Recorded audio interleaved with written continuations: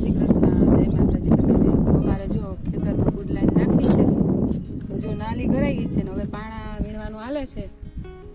આપણે હવે ટ્રેક્ટરને અગાઉ લઈ લઈ, બાકી બાજુ વીણાઈ ગયા છે તો હવે આગળ લઈ લઈ।